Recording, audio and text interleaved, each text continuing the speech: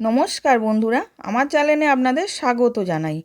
আজকে আমি আপনাদের বানিয়ে দেখাবো লাল শাকের চচ্চড়ি। প্রথমে আমি শাকটাকে ভালো করে বেছে কেটে ধুয়ে রেখে দিয়েছি। এবার কড়ার মধ্যে তেল গরম করতে দিয়েছিলাম। তেলটা গরম হয়ে গেছে, কালো জিরে ফোড়ন দিলাম, দিয়ে আলু আর বেগুন দিলাম। দেওয়ার পর হালকা করে ভেজে নেব। ওর মধ্যে নুন দিয়ে দিলাম, খানিক হলুদ দিলাম, দিয়ে ভালো করে মিশিয়ে নেব।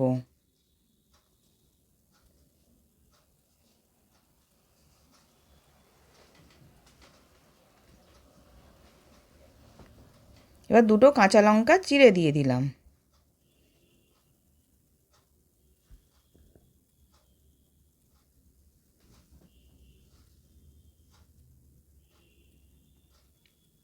এবার ভাজা হয়ে গেছে, লাল শাকগুলোকে দিয়ে দিলাম, দিয়ে ওটাকে ভালো করে মিশিয়ে নেব।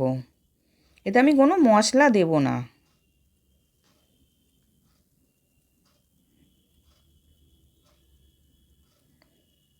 এবার স্বাদ মতন আর একটু নুন দিয়ে দিলাম,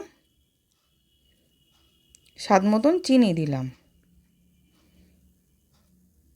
দিয়ে ভালো করে মিশিয়ে সেদ্ধ করার জন্য চাপা দিয়ে রেখে দেব।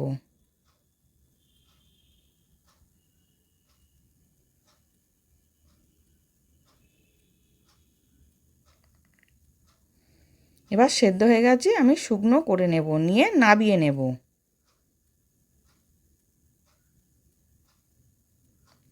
এবার নাবিয়ে নিয়েছি, সার্ভ করার জন্য রেডি।